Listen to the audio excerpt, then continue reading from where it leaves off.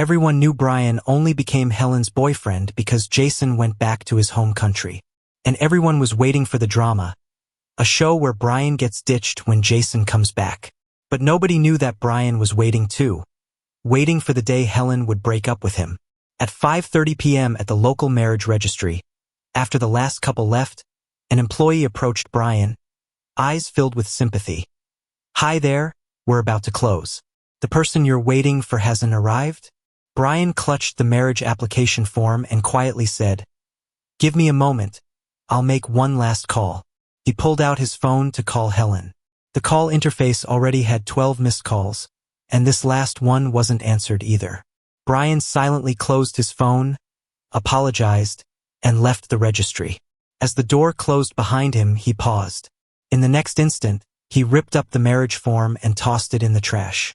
It was the third and final time Helen had stood him up on their wedding registration day. He loved Helen, but he wasn't a pathetic fool without self-respect. "Helen, loving you ends here." In the back of a cab, Brian checked his social feed. Right away, he saw a mutual friend posting something new. "So happy to see an old friend return. Welcome back, Jason. The future's bright." In the picture, sitting among friends, was Helen. The Helen he hadn't been able to reach all day. Right next to her was Jason, Brian's former best friend, her first love. The three of them grew up together, but Jason didn't even tell Brian he was back. Brian took a deep breath and liked the post. Before there was any reaction, his boss messaged him, "The H Airlines project is yours." Brian immediately perked up. He replied, "Got it," and looked at the cab driver. "Could you please take me to D accounting firm instead?" The H Airlines project was worth millions. Rather than go home alone, he decided to work late. By 10 p.m., the city lights were just turning on. Brian left the firm and hailed a cab home.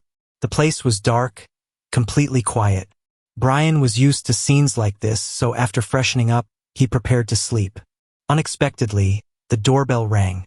Brian got up and opened the door, and was taken aback. Helen was there, drunk enough to lean on Jason for support. The sight stabbed Brian's heart right away. After a few seconds of silence, he managed to say, "Long time no see." "Long time indeed," Jason replied with a smile, then casually asked, "Why didn't you come to my welcome back party tonight?" Jason looked just as handsome as ever, wearing a white dress shirt with neat short hair. In his usual tone, Brian replied, "Today was actually supposed to be our wedding registration day." The air went still. Jason's eyes flickered, and he showed a sheepish expression. "Sorry about that. I must have caught up in things." "No worries, it wasn't important anyway." Brian glanced at Helen, thinking peacefully to himself that he wasn't planning to go through with the marriage anymore. He stepped back, offering space. "Do you want to come in?" Jason hesitated but politely declined.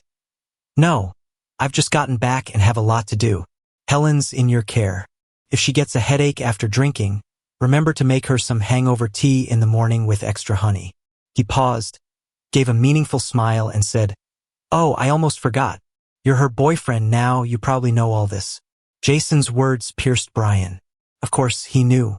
Little details about Helen had been seared into his memory during a decade-long crush. Brian didn't lose his composure, but instead smiled. It's funny how the guy who left Helen behind for a research offer abroad still remembers her likes and dislikes. Jason froze. Brian shut the door, guiding Helen to the bedroom. After wetting a towel in the bathroom, he was about to wipe Helen's face when she opened her eyes. The next moment, Helen's warm kiss fell on him. Brian tried to pull away, but Helen was too strong. In the dimly lit bedroom, two figures were inseparably tangled. Helen's voice, muddled, called out by his ear, "Jason, stop messing around." Brian froze, his heart twisting with pain. He closed his eyes, silently enduring it. When it was over, he looked over at the sleeping Helen, then shakily got up to the bathroom. His stomach burned like fire, and he lay down next to Helen, finally drifting into a restless sleep. The next morning, the alarm went off and Brian woke up, the bed empty beside him. He got up quickly to wash up and ran into Helen on her way out. She stood straight, a calm look in her eyes. "Remember, you have a follow-up at the hospital tomorrow." Brian paused, his heart tugged again. He didn't mention he'd already booked the appointment, just replied casually. All right. She didn't want his child. A secret they both understood. Frankly, he didn't want any ties with her anymore. Helen, satisfied, turned to leave but suddenly remembered. Oops, I had something come up yesterday, and I forgot our registration. We'll go again when we have time. This was the third time Brian had heard her say that. He had nothing left to say and just replied, Sure, when you have time. Helen was surprisingly calm, and it made her just glance at him without saying anything before leaving the room. When Brian arrived at the office, he immediately went to the admin manager. No need to approve my wedding leave. The admin manager looked at him in shock. What happened? Weren't you getting married? Did the wedding date change? Brian shook his head. No, I'm not getting married anymore. Seeing the shocked look on the admin manager's face, he handed over a stack of papers. Also, I've applied for a long-term position in Germany. I'm leaving next month. The admin manager was even more surprised and asked multiple times, Are you sure? You have no base in Germany. It's like starting over. Brian gave a serious smile. The senior management positions here are saturated. To move up, I have to start over. After leaving the admin manager's office, Brian returned to his own office, opened a dossier, and got to work. It was 9 p.m. when Brian finally got home. He saw Helen focused on writing something on her tablet. Her sleeves were rolled up casually, revealing her fair arms. Seeing Brian, Helen closed the tablet and looked at him calmly. Did you know Jason is back? Yeah, Brian replied steadily, looking her in the eye. He brought you home when you were drunk last night. Helen paused. She then raised an eyebrow slightly, dodging the topic, and simply said, Jason's birthday is in a few days, and he wants to invite you to his party. Brian looked at her and asked, Why is he asking you to invite me? Helen answered matter-of-factly, He's working at my research institute now. It was just convenient. Brian's lips twitched. His eyes held a trace of indescribable irony. He remembered clearly, 5 years ago when Jason went abroad, Helen vowed she'd never work with him again. Yet now, with Jason back, it's like she never said it. Not interested in digging up past issues, Brian simply said, Noted, ending the conversation. A few days later, on Jason's birthday, Helen was gone early in the morning. After getting ready, Brian headed to the closet to change. Looking at all the conservative suits, he paused. He suddenly realized that through the years, he loved so humbly, even unconsciously imitating Jason's style. Jason loved tailored suits, so Brian wore them too, although he truly preferred more stylish brands. Now that he decided to leave, he figured he'd start with how he dressed. Digging into the back of his closet, he found his old, avant-garde jacket from 5 years ago. It fit perfectly on his tall frame. Looking at his reflection, both unfamiliar and familiar, he ran a hand through his hair, exposing his forehead. At noon, Brian arrived on time at the scheduled place. As he approached the door of the private room, he heard someone sharply say, What? Jason, you invited Brian? Why? Can he even understand what we're talking about? Exactly. If not for Helen, he couldn't even get into our gathering. So Helen, now that Jason's back, just tell us. Are you choosing Jason or Brian? Brian paused. He always knew Helen's circle didn't welcome him. She was a leading young theoretical physicist, the youngest female professor in the country. Her colleagues, self-proclaimed intellectuals, always looked down on his education, believed he was inferior to Jason, and was unworthy of being with Helen. Brian never thought he was lacking compared to them, but for Helen, he endured it. But not anymore. Brian took a deep breath and pushed the door open. Seeing him, the group showed no embarrassment at being caught gossiping. Instead, they teased, Brian's here. We were just joking around. Amidst snickering, Brian smiled. It is funny. I wonder if your annual salary adds up to my monthly bonus? What makes you all so confident? The room fell silent, stunned by this previously silent man's retort. The woman who spoke earlier turned red and green. Helen looked up at Brian with a cold tone. Brian, that's not funny. Brian met her gaze. When others joked around, she ignored it. But when he replied, she spoke up. Deep down, she shared the same views as her circle. She looked down on his education, thought he wasn't as good as Jason, and believed she was settling with him. That realization hit Brian's chest like a weight, just as Jason approached, trying to smooth things over. "Oh, Brian's always been like this since he was a kid. Let's not take it to heart." Jason's words were dripping with insincerity. In the past, Brian would have argued with Jason. But since deciding to let go of Helen, he couldn't be bothered. With a chuckle, he sat down. "Yeah, seems temper runs in the family." Jason was surprised Brian didn't fight back. After a while, the chatter resumed. Someone deliberately raised their voice. "Ms. Chun, your project is a national one with millions in research funding. Unlike some people making dirty money." Brian ignored the snide remarks. He wouldn't see them again after today. But seeing Helen indifferent to it all, he felt a twinge of sadness. When the meal finally began, Jason picked up a spicy chicken wing, and Helen immediately chided, "You can't eat spicy food. Remember your stomach issues?" Helen, who was clueless about everyday life, relied on Brian for reminders. Yet she remembered Jason's preferences so well. Brian already had no appetite, and now he couldn't eat another bite. At the end of the gathering, Helen paid the bill first. As they walked out, Brian followed behind. Suddenly, he recalled how, before Jason went abroad, the three of them were always like this. When Jason left, Brian finally became Helen's boyfriend, moving from behind her to beside her. He thought things had changed, but with Jason's return, it all went back to the way it was. Outside the hotel, Helen asked Jason seriously, "Does someone pick you up?" Jason nodded, "Yes, my sister's on her way." Just then, a car pulled up outside. A kid jumped out and hugged Jason. "Uncle, happy birthday." In the next moment, when the kid saw Helen, he started to whine. "Auntie, you haven't visited me in so long." Brian was a bit taken aback. Helen instinctively glanced at Brian, but she first bent down to pat the kid's head before telling Jason, "Send me a message when you get home." Jason nodded at her and gave Brian a look. It wasn't show-offy. It seemed more like he was saying to Brian, "See, even if Helen and I haven't spoken in 5 years, our connection is still stronger than yours." After the car pulled away, Helen turned to Brian and said, "Let's go." Brian hesitated for a moment before walking alongside her. Once they got in the car, Helen explained, "I used to be close with that kid. I didn't realize Jason hadn't told him we'd broken up." Brian turned to look at her. With no light in the car, half of her face was hidden in shadow, and he couldn't make out her expression even on the visible side. Thinking about her explanation, Brian just chuckled softly. It was funny, wasn't it? The misunderstanding was with the kid. Helen could have cleared it up with one sentence, but she didn't.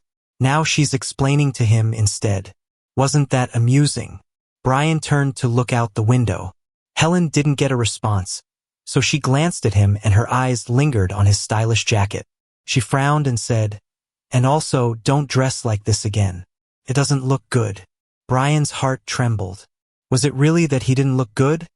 Or did Helen just prefer when he dressed more like Jason? Brian closed his eyes and kept quiet.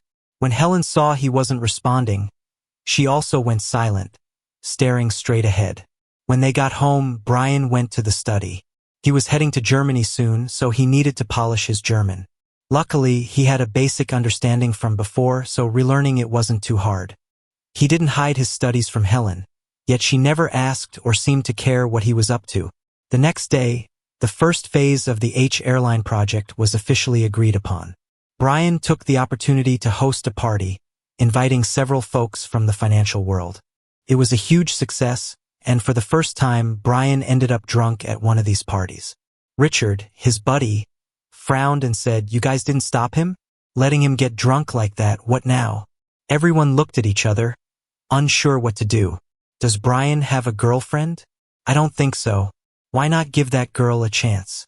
She likes Brian, right? Let her take him home. Richard sked and was about to offer to take Brian home himself when Brian's phone rang. The screen displayed Helen's name. Richard picked up and put it on speaker. A calm female voice came over the line. "Brian, where are you? Why aren't you home yet?"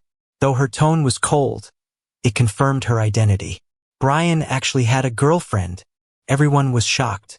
Only Richard was frowning at the cold tone and said, "Hi, I'm Brian's colleague. He's drunk. Can you come pick him up?" The line was silent for a moment. Then her voice suddenly turned frosty. "Address." Someone quickly provided it before the call ended. The colleagues were even more astonished, buzzing with chatter. "In all these years, I've never heard of Brian having a girlfriend. Yeah, he's worked late so many times, and no one's ever come to pick him up." Richard looked at a very flushed Brian and sighed. When Helen arrived at the venue, Brian's intoxication had faded slightly. He was just dazed, sitting on the sofa. Helen walked up to him, and he just stared blankly at her without saying a word. Helen quickly and carefully looked him over before coldly asking, "Was it necessary?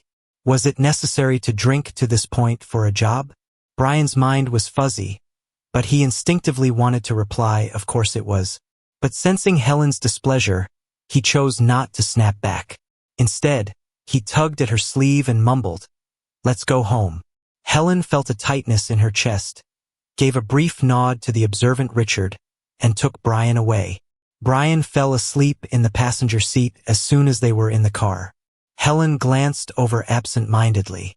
She noticed he was wearing a white shirt under his coat today. Her frown relaxed. He looked much better like this, less flashy than those garish clothes. When they got home, Helen led Brian to the bathroom, intending to help him sober up, but he pulled her down by the collar.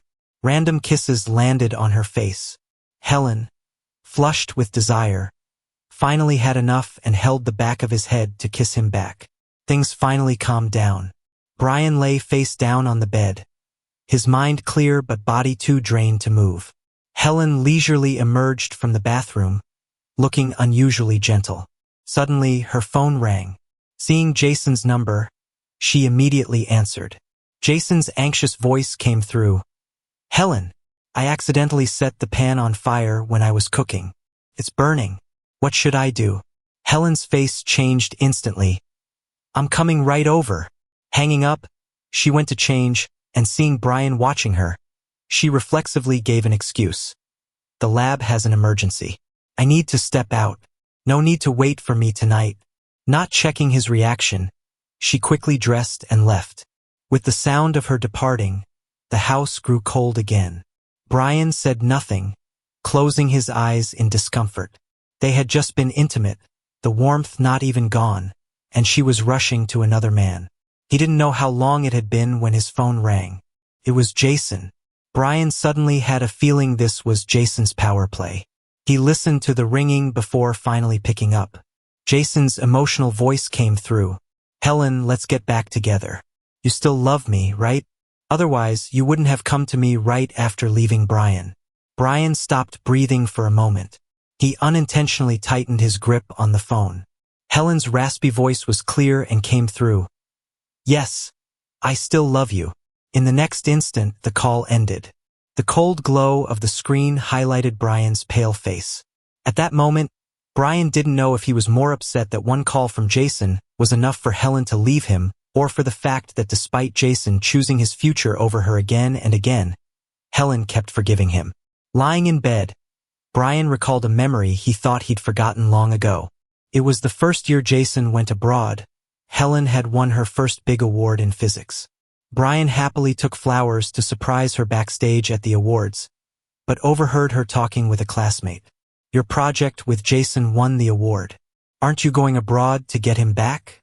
Don't tell me you're actually planning to stay with Brian. Brian's not good enough for you besides his looks." Helen paused for a long time before responding, "I'll think about it." The next day, she lied to Brian, saying, "I'm going abroad for an academic conference. I'll be back in a week." Even though Brian was already Helen's boyfriend, he didn't dare ask directly, "Are you going to see Jason?" He was afraid to ask, fearing that if he did, he'd end up single. All Brian could do was say with red-rimmed eyes, "I'll wait for you to come back." Brian held out for a week and finally saw Helen return. That day, Helen, who never drank, was completely drunk. She leaned on Brian's shoulder, slurring, "Brian, from now on it's just going to be the two of us. You won't leave me, right?" Brian remembered how his heart ached back then. Holding Helen as he promised, "I won't leave you." Once those words left his mouth, he stuck by them for 5 years. Brian always thought he could endure until things got better, but he didn't expect he would tire out before that time came.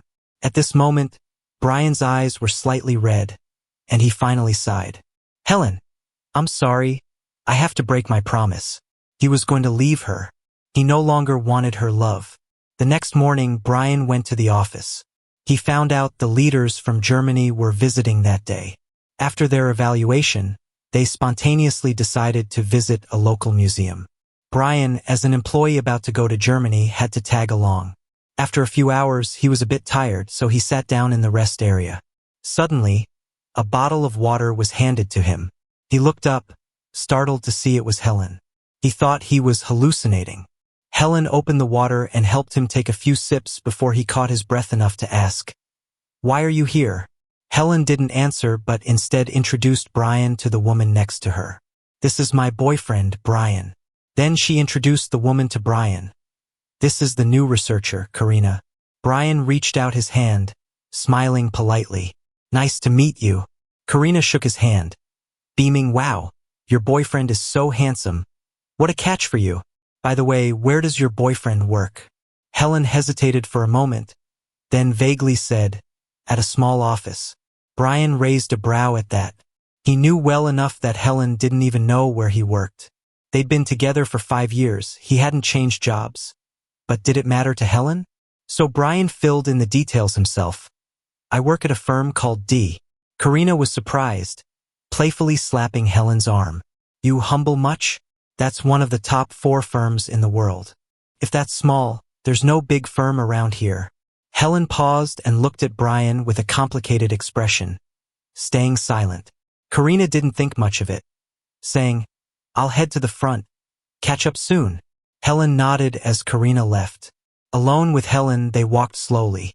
Helen's face was tense, lost in thought. Brian sighed and spoke plainly, "I work at D firm as a fund manager, handling fund investments and management." Helen lowered her eyelashes, avoiding his gaze. "Why are you telling me this?"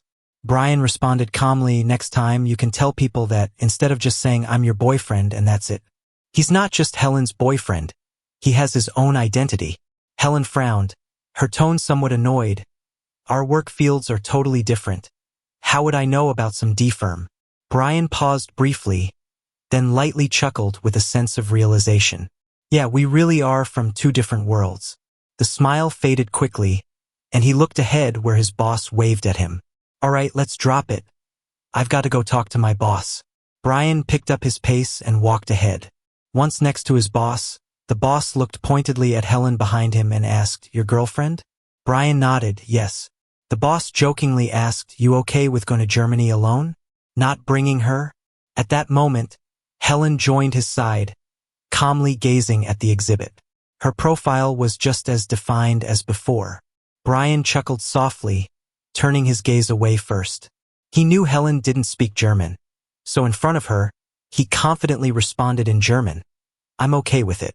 After wrapping up the socializing, Brian saw the managers off. Turning around, he only saw Karina, who pointed to a store. Helen went to get water. Brian nodded. Karina, being chatty, naturally started talking. "I'm here mainly for the opening test of the Deep Space Science Art Museum, a branch of the City Star Observatory. Your girlfriend has been working on this project for 5 years. It's opening tomorrow. You're coming, right?" Brian remembered seeing Helen visit the Star Observatory website before and didn't think much. Simply said, "She didn't mention it to me. Besides, I have a meeting tomorrow afternoon. Can't miss it." Karina was surprised and immediately pulled out a ticket from her bag, boldly saying, "Oh, she might have forgotten. You're her boyfriend. How can you not come?" Brian took the ticket, his expression unreadable. When Helen returned, she handed him a bottle of water, asking casually, "What did Karina say to you?" Brian instinctively shook his head. "Nothing much." Early the next morning, Brian sat on the sofa watching Helen as she bustled around from the moment she got up. She pulled out a couture dress she usually wears only to big events and got herself ready as if she were heading to a wedding. "I've got something today. I might be back late. Helen finally remembered to tell him just as she was about to head out the door. It was obvious she had no intention of inviting him to whatever opening ceremony she was off to. Brian felt a little pinch in his chest, but he replied calmly, "All right, good luck with the opening today." Helen was taken aback for a second. "How did you know?" She started to ask, but her phone rang before she could finish. She glanced at it and quickly forgot about him, answering warmly, "You're here already? I was planning to come to get you." Jason's clear voice came through the phone, though Brian couldn't quite catch the words. The front door closed, cutting off the last bit of sound. Brian took a ticket out of his bag and looked at it for a while. Eventually, he called his assistant, "Push back my afternoon meeting, I can't make it." At 2 p.m., Brian walked into the Starry Sky Museum. It had been 5 years since his last visit. The last time he was here, it was to witness Helen confess her feelings to Jason at the old observatory. Back then, Brian stood among the crowd, knowing he had arranged that entire scene for her confession. And today, is there a main character for this grand opening? The ceremony had already started when Brian found a spot to stand. Once the lights hit the stage, Helen walked up. She carried herself with such poise and confidence that a few of the women in the audience began whispering. Helen took the microphone and spoke fluently. "This Deep Space-themed science art museum is a joint project of our Deep Space Exploration Lab. It's taken me 5 years to complete this." Saying this, her gaze drifted to Jason in the audience, her tone suddenly softer and more magnetic. "I once promised someone we'd explore the universe together. We lost 5 years, and this museum is a reunion gift to him. Jason, thank you for coming today." The audience erupted into applause, deeply touched by her words. Everyone except Brian, who stood dumbfounded among the cheering crowd, watching Helen pull Jason on stage and hug him under the spotlight. Unable to watch any longer, he turned away, only to come face to face with Karina, whose face was full of awkwardness. Karina glanced at the couple still hugging on stage, then back at Brian, opening her mouth to say something, but Brian walked past her calmly as if he'd never been there. He left the museum and returned to his office. In hindsight, he should have stayed for the meeting. Once work ended, Brian drove home. As soon as he parked the car, he saw Helen and Jason walking under the dim street lights in the neighborhood below, looking every bit like a couple. Oh right, Brian remembered. Helen had helped Jason find a place after he returned to the country, right next to their building. Brian walked closer and eavesdropped on their conversation. Jason shyly said, "Thanks for the gift, I really like it." Helen's voice was gentle. "I'm glad you do." They slowly walked to their building, and as they said goodbye, Helen watched him walk in. Jason hesitated, biting his lip. "It's so late. It's really sweet of you to walk me home. Brian would probably be upset if he found out." Helen frowned slightly. Just as Jason was feeling smug, Brian's cold voice rang from behind. "I don't mind." Brian emerged from the tree shadows, looking at Jason with an indifferent gaze. "We're just friends, right? Walking each other home isn't a big deal, is it?" Jason's face flushed from red to blue, barely able to muster a smile. "Yeah, I suppose I was overthinking it." Brian finally glanced at Helen and then walked past them. Soon, Helen caught up, silent, without a word of explanation. As soon as Brian got home, Richard texted him, "We're planning a farewell party for you this Friday. No excuses, you gotta come." Brian chuckled at that. He looked at Helen and calmly asked, "This Friday, I'm going to a party, wanna come?" Helen was taken aback, surprised that Brian was actually inviting her to something. His eyes were calm as ever, stirring something in her, and she reflexively agreed, "Sure, I'll be there." On the day of the party, Brian arrived on time as soon as work ended. His friends gathered around him reluctantly. "You're moving to Germany. It'll be tough to meet up again. We're gonna miss you." Brian smiled genuinely, hugging them back. "No worries, once I make it big in Germany, I'll bring you all over and take care of you." His friend finally broke into a smile through the tears. Richard kept glancing toward the entrance. "Didn't you say your girlfriend's coming too? Where is she?" Just as Brian was about to answer, he heard Helen's voice behind him. "We're not late, are we?" Brian turned to see Helen had indeed shown up, but with Jason alongside her. Everyone was taken aback by this. Unfazed, Helen explained, "Jason heard about the party and wanted to join. You don't mind, do you?" Brian forced a smile. Of course he minded, but since Jason was already there, what could he do? Throw him out? "Come on in, make yourselves at home," was all he could manage. The farewell dinner ended up being awkward beyond belief. Helen, right in front of all of his friends, would dish out food for Jason, saying, "Here, your favorite pork ribs with potatoes." Richard couldn't hold back a cold snort. "Helen, maybe you could also serve your boyfriend his favorite since he can't seem to get any." Helen froze, unsure of what to do. Brian understood then. She didn't even know what he liked. "It's fine, I'll help myself," he said with an awkward laugh, turning the lazy Susan in front of him. The dinner ended under this inexplicable tension. Richard, still unsatisfied, suggested, "How about we head to the board game place next door and play some werewolf?" Brian was taken aback. He knew Richard was trying to help him regain some ground, but he was planning to break up with Helen tomorrow. He was about to decline, but then saw Helen nodding her head. So the group headed to the game spot. Richard volunteered to be the game master. After handing out the roll cards, everyone closed their eyes. The game moved fast, and things started to become clearer after a few rounds. There were 2 wolves, and Helen, the seer, successfully identified the first one. Only 1 wolf remained. Brian, as the witch, revealed his identity and managed to stay alive until the final round with his antidote. Whether by chance or fate, it came down to the 3 of them: Brian, Helen, and Jason, who was obviously the remaining werewolf. Brian looked at Helen and said, "You checked my identity. If we both vote for Jason, we can win this." Jason, knowing he was exposed, didn't even bother to argue but instead pleaded, "Helen, I'm really not the werewolf. Just trust me this once. Okay?" Richard rolled his eyes. "All right, let's vote." Brian and Jason pointed at each other, then looked at Helen. Helen paused for a moment, feeling the weight of everyone's gaze. She said firmly, "I vote Brian is the wolf." Brian was stunned. He hadn't processed it when his friend coldly chuckled. "Seriously? What's the point of playing if we're just going to vote based on who's cutest?" Jason's eyes glistened with tears quickly.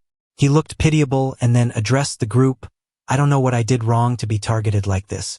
If you guys don't want to play with me, then I'll leave." He darted out the door.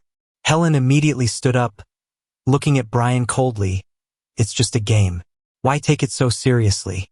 After saying that, she went after Jason. Brian instinctively grabbed her arm. "Don't go." With everyone around being his friends, if Helen just left like that, how awkward would that be for him? Helen's eyes flickered, clearly realizing the same. But ultimately, she broke free of his grasp, politely saying, "I'll cover this. Enjoy." Then, without hesitation, she turned and left. She chose to abandon him and went after Jason. Brian watched Helen's retreating figure, feeling a deep sense of sadness. Everyone fell silent. Richard looked apologetic. "I'm really sorry, Brian. I didn't expect it to end up like this." Brian snapped back to reality, forcing a smile. "It's okay. I know you guys had my back. But today's supposed to be my farewell, and without them we can speak more freely, right?" Under the light, his eyes were shockingly red. Yet he smiled and raised his glass. "Come on. Cheer up. Me leaving is a good thing. You guys need to wish me well, like wish me..." He paused for thought before continuing with tears welling up. "Wish me success. Wish me all the best." Everyone exchanged a look, subtly tearing up too. They raised their glasses for a toast, clinking them loudly. "To you, success. May all your wishes come true." After the gathering, Brian got the notification for the plane ticket his company had booked for him. "Dear Mr. Brian, your flight 7399 is scheduled to depart on January 24th, 2025, at 5:20 p.m. Safe travels." That's the day after tomorrow. January 24th, the day he officially leaves Helen. Brian tried not to dwell on it, throwing himself into packing. While he was busy, Helen came home. She didn't bring up the incident at the game place, and Brian didn't ask. Even though she clearly saw him packing, she didn't react. You do your thing. I'm going to sleep. Maybe she was confident Brian wouldn't leave her, or she just didn't care if he did. While packing, Brian stumbled upon 2 forgotten theater ticket vouchers at the bottom of a bag. He remembered winning them in a raffle months ago with Helen outside the theater. They'd planned to see a play together. But when Jason came back, no one remembered about them. Brian held up the tickets and called to Helen, "Let's use these tomorrow." Helen casually agreed, "Sure." Brian put them in a visible spot on the table. Once they see that play, there will truly be nothing left between them. The next day, Brian and Helen went to the theater to see a play based on Eileen Chang's classic, Red Rose and White Rose. The most iconic scene of the play is the male lead's confession. He says, "Every man has 2 women. Marry the red rose and it becomes a mosquito bloodstain on the wall, while the white rose becomes the bright moonlight before the bed. Marry the white rose and it becomes a grain of rice stain on clothes, while the red is the cinnabar mole on the heart." Brian was captivated by this scene, and his eyes even got a little misty. He couldn't help but relate it to himself. This scenario isn't something women can escape either. Jason is the white moonlight in Helen's life, dazzling and charming, and Brian found himself glancing at Helen. But in the dim theater, she was engrossed in replying to messages on her phone. The screen showed Jason's name, stabbing at Brian's heart. "What are you doing? I'm so bored. Can you come over and keep me company?" "Hold on, I'll be there soon." Helen quickly replied and then, sensing something, looked up to see Brian's calm face. She asked, puzzled, "What's wrong? Is the play not good?" Brian shook his head and just said, "It's nothing." He turned back to the stage, thinking that he might not even be the grain of rice. Brian's heart ached, feeling both ridiculous and sad. After the play ended, they followed the crowd to the theater entrance. Brian knew the reason Helen was in such a rush was to meet Jason, but he couldn't help himself from speaking up. "Let's go home for dinner. I bought a bunch of your favorite foods." But Helen cut him off without hesitation. "No, I have something later. It's just a meal, it won't take you long." Brian tried to persuade her, wanting just one last meal to put an end to their relationship. But Helen wasn't interested. Her eyes were cold and indifferent, just like any other ordinary day in the past 5 years. She said, "Next time, when I'm free, I'll definitely accompany you." At that moment, Brian finally felt relieved. He said goodbye to her as usual. "All right, I got it." He watched Helen turn away, eager to catch a taxi and vanish from sight. Then he whispered softly, "There won't be a next time, Helen." When he got home, the arranged pickup was right on time at the door. He sent all the clothes he couldn't take to Germany back to his parents' house. He also cleared out their photos and couple items, throwing them in the trash. Before leaving, he left a parting gift for Helen in the form of sticky notes. He stuck one on the fridge. "Vegetables are best eaten within 3 days, and I left your beef in the freezer. Remember to thaw it before eating." He put another one on the washing machine. "Your wool sweater and suits can't go in the washer. You need to take them to the dry cleaners, and don't mix different colors." On the balcony, he stuck one.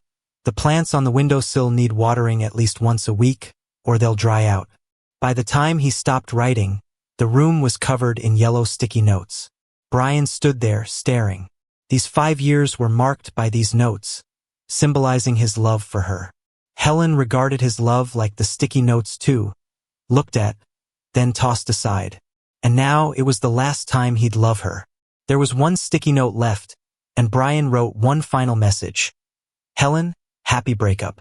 He put it on Helen's tablet. Everything was over. Brian picked up his suitcase and walked out of the home he'd lived in for 5 years. With a click, the door latched, leaving nothing behind. Helen should have been clueless about the loss, but she had a habit of installing surveillance at home. She instinctively wanted to check on Brian at home, but as soon as she opened the surveillance app, the breakup words hit her eyes. Instantly, her whole body froze as if struck by lightning, leaving nothing but emptiness. Jason was sitting right there.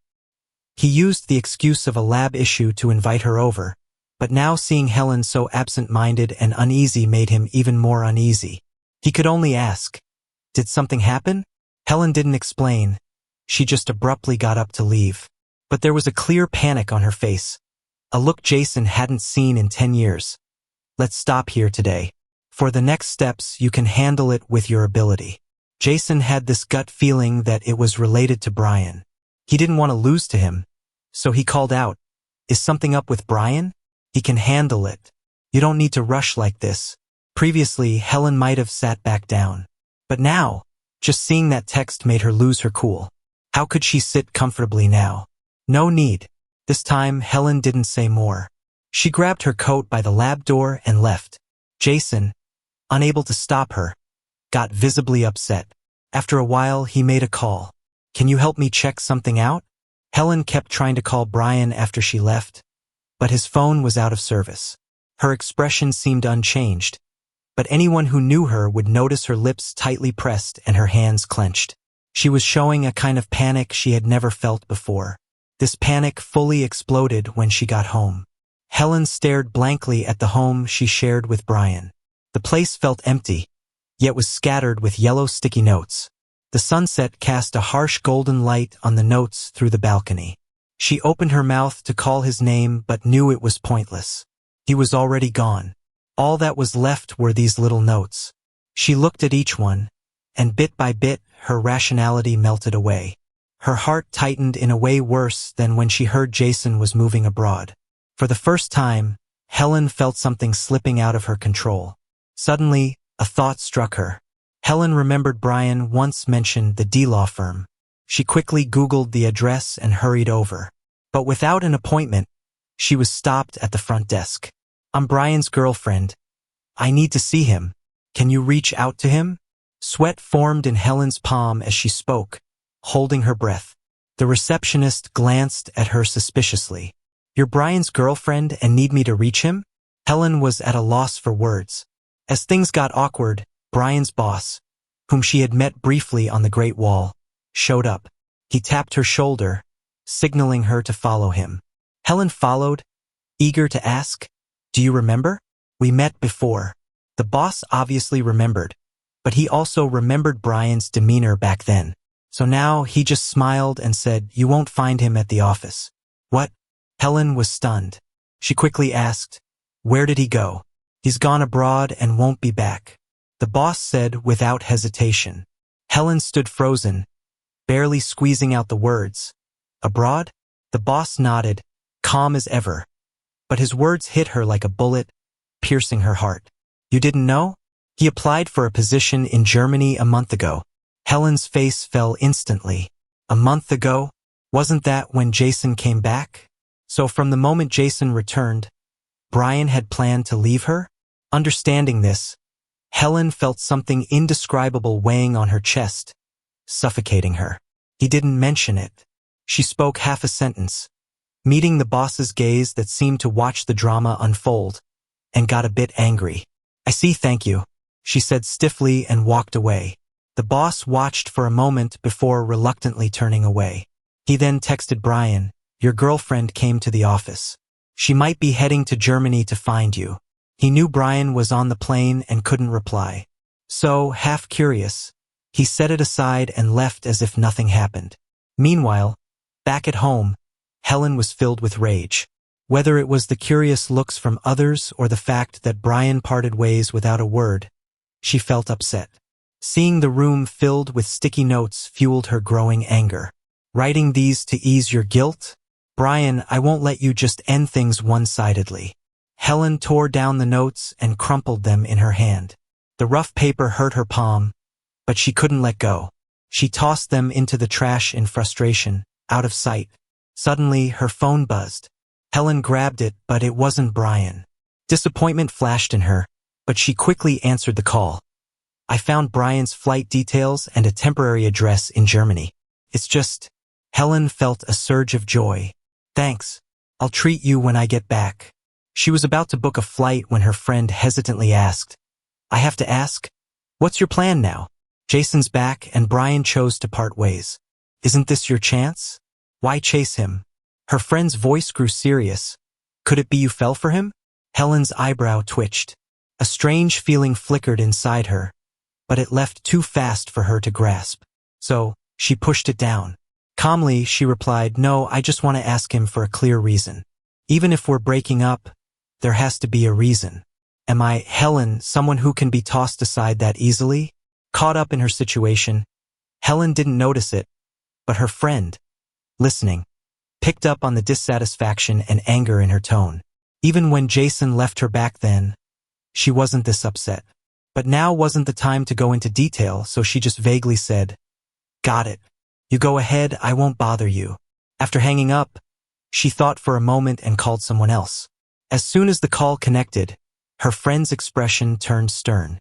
"Jason, I need to talk to you about something." Helen booked a ticket and rushed to the airport. On her way, someone from the lab called, "Helen, we're at the final stage of our project. What's with you taking time off suddenly?" Helen gripped the steering wheel, her tone calm but firm. "I have something to take care of, it won't take long. If everything goes smoothly, I'll be back by tomorrow." There was silence on the other end for a moment. Then, in a serious tone, they said, "Jason came back home to develop because of you. I can't believe you haven't noticed his feelings these past days." Helen felt a twinge of irritation. Her tone started getting a bit unfriendly. "That's my business." Meaning she had to go no matter what. "All right, in that case, I have nothing more to say." With a click, the call ended. Helen frowned slightly. She realized how much her social circle rejected Brian, to the point where they could speak so bluntly. How biased. What were they saying and doing behind her back with him? Clenching her teeth, she slammed the gas pedal. At the international airport, tourists spoke different languages from all over the world, switching flights and heading to different destinations. Took Helen a while to find her gate. Sitting in the departure lounge, she felt a bit nervous. Her mind wandered, imagining what it would be like in a few hours facing Brian in Germany. She definitely needed to ask him why. Even if it was a breakup, why not do it face to face? Especially since they've been stable for 5 years with almost no fights. Why end it now? If it had to do with Jason, it was troubling. She knew she still had some lingering feelings for him too. But wasn't Brian the one who promised to always stay by her side? Only 5 years in, and now he wasn't keeping his word? Helen barely noticed that her thoughts had shifted from anger to thinking about how to win him back. Suddenly, her phone rang loudly, startling her. Instinctively, she hung up. After taking a moment, the call came again, and she hesitated before answering. "Are you calling to convince me too?" Helen sounded unexpectedly weary, but Jason's tone remained gentle, as if nothing was a big deal. Helen used to think his demeanor was perfect for her, but now she found it strangely irritating. "Helen, I'm not here to convince you. I'm here to tell you the truth. Don't you want to know why he suddenly broke up with you?" Helen tightened her grip on the phone. With difficulty, she asked, "Why?" Jason chuckled, a hint of meaning behind it. "Because he chose his career over you. Helen, this opportunity to go to Germany is important for him. Once abroad for a bit, he'll be made the main person in charge when he returns. Why would you want to hold him back?" Jason's words hit Helen hard, destroying her illusions. She opened her mouth to deny him, but then remembered what her leader had said. He applied to be sent to Germany a month ago. So, it wasn't because Jason returned that he decided to leave her. He had already decided to give her up, and Jason's return just coincidentally aligned. With that realization, Helen shut her eyes in discomfort. An overwhelming wave of anger swept over her. She ended the call stiffly, sitting in the airport like a soulless statue, unmoving, until the airport announced, "The boarding gate will close in 15 minutes. Please prepare to board." It snapped Helen out of her daze. At that moment, her ticket felt like a joke. With a mocking smile, she picked up her luggage and headed toward the service desk, a cold aura surrounding her. "Hi, I'd like to cancel my ticket, please." After a flight lasting over 10 hours, Brian felt a bit weak in the knees the moment he got off the plane. Luckily, the head of the German branch was waiting for him right at the gate. She was efficient, picking him up and driving him to his dorm. The company is still in its early stages here, so you gotta understand, the dorms won't be as nice as back home. She chatted with him while driving. "Hi, I'm Gina." Brian nodded, stealing a few more glances at her. She wore a camel trench coat, which made her look tall and elegant.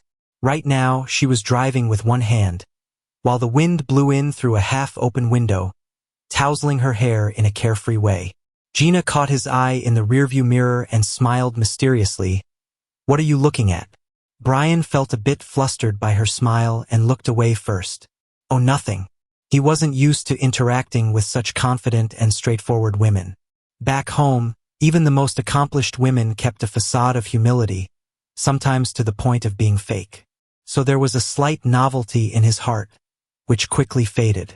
When they arrived at the dorm, Gina helped him with his luggage and checked all the utilities and furniture before saying goodbye. "If anything happens, you can find me at 304. That's where I live." Gina placed the keys down and reminded him, "Remember to check the peephole before opening the door. You're new, and there are quite a few people on this floor who will be curious about you." Brian nodded obediently. Only then did Gina leave, closing the door behind her. Once alone, Brian let out a sigh of relief. Even knowing she was sent by the firm, being alone with her still made him a bit uncomfortable. Now that she was gone, he finally had a moment to really look around the room where he'd be staying for the next few years. Compared to his old place, this was more like a hotel room. 40 square meters with the basic furniture and not much else. But Brian just collapsed onto the bed, visibly tired. Now, at last, he had time to check his phone, logging onto the internet to see a message from his boss. He went silent instantly. Helen was coming to find him? Brian doubted it could be true. He didn't believe it deep down, yet couldn't help but feel an odd anticipation. A night passed. Another night passed. 48 hours later, while lying on the bed, Brian chuckled self-deprecatingly. Why was he still lying to himself at this point? Feeling a wave of sadness, he was about to fall asleep when his phone buzzed in his hand. He opened it to see Jason had posted something new. "After everything, you're still by my side." The photo was a close-up of hands intertwined. Brian instantly recognized that hand as Helen's. At that moment, he felt a sharp pain in his chest. The rising emotions welled up inside him, making it hard to breathe. He'd prepared himself for the possibility of Helen and Jason being together after he left, but he never thought it would happen just 3 days after he was gone. The photo was like taking a bullet to the heart. Brian lay on his bed, covering his eyes with his arm, seeing nothing but darkness.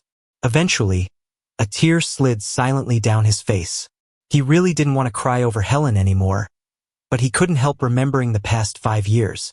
He'd done things for her he didn't even like, just to help her move on from Jason. She would want to study in the library during the winter, so he'd get up early to save her a spot. Winter always felt desolate, and even bundled in thick winter clothes, he still felt the cold. When he heard that Helen's lab needed funding, despite their impressive degrees, those investors couldn't help but speak critically. So he'd go ahead and smooth things over, never telling her about it. He thought loving her meant doing these things for her. If he told her, she might feel obligated to him out of gratitude, rather than love. All he wanted was Helen's love, not her thanks. Yet despite everything, he didn't get her love, or even gratitude. A sharp pang hit Brian's nose, and the overwhelming feelings dragged him into a dark place. "This is the last time, Brian. This is the last time you'll cry over Helen." 3 years later. Today, Brian wore a camel coat. His slightly curly hair rested on his forehead, and his tall frame drew everyone's attention the moment he appeared. He ignored all the stares and walked confidently into his boss's office. Inside sat the head of the German branch. Seeing Brian, his stern face relaxed into a slight smile. "You're here?" Brian nodded, finding a seat. "How's the application?" The boss broke into a warm smile, fetching a document from the cabinet. "All set. Your transfer back home is officially approved. Leaving in 3 days. Once back, you'll be taking the number 2 spot over there. How about that? Consider it a promotion." Brian finally cracked a small smile. He stepped up, took the document, double-checked it, and visibly relaxed. "I spent 3 years turning this place around. You'd better promote me to keep me around." He joked lightly. The boss chuckled, said a few more words, and let him go. When Brian stepped out, he ran into Gina. "How'd it go?" Brian raised the document in his hand, heading home. He smiled warmly, with a hint of longing in his eyes. Gina was genuinely happy for him, yet she couldn't deny a touch of sadness. "So we won't see each other anymore?" Brian patted her on the shoulder, joking, "It's fine, you can come work over there. I'll be your tour guide, for free, of course." He said it casually, not with much sincerity. After all, Gina's family is in Germany. But now, she's seriously considering it, then nods. "Okay." Brian doesn't think too much about it and turns to leave. Only Gina remains standing there, fixedly watching him. 3 days later, Brian lands safely. He wears sunglasses and calmly walks forward. Behind him, a woman in a black coat brushes past. The distance between them is just 5 meters. Helen suddenly stops. Her expression shows a moment of surprise. Then, she quickly turns around.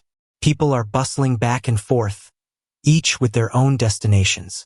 But that familiar figure is nowhere to be found. Helen looks around, feelings she can't quite name bubbling up inside her. "Helen, what's up?" A colleague looks at her curiously. Helen shakes her head, gathering her emotions, and says flatly, "Nothing. I made a mistake." With that, she walks forward calmly again. Until she sits on the plane, her heart still feels a strange kind of unrest. After 3 years, why is she thinking about Brian again? Wasn't the pain he caused enough? Helen closes her eyes, hiding all her feelings.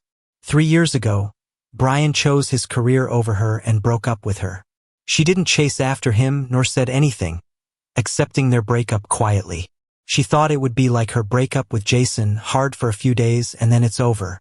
But a week after the breakup, she still thought of him. A month later, she still thought of him. Eating made her miss his cooking. Waking up made her miss seeing him beside her.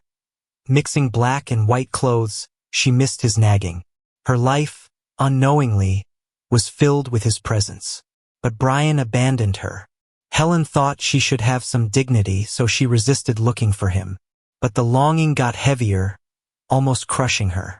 That's when she realized, maybe she fell for him. But by then, he was long gone. Helen suddenly opens her eyes, feeling a tightness in her chest. She looks out the window, taking in the city, knowing he's not in it. On Brian's 3rd day back, he officially joins D-Firm. The same boss from before, and they still work together well. But looking at the contract in front of him, Brian goes silent.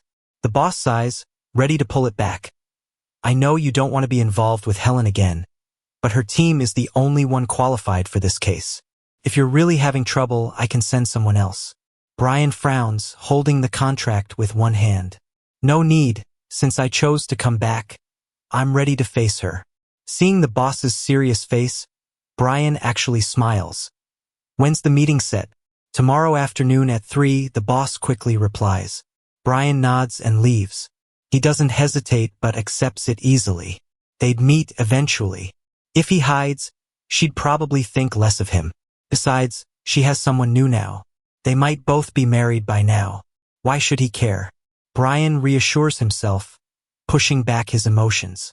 The next day, he arrives at the venue, takes a deep breath at the door, and walks in. His heart feels like it's about to leap out of his chest.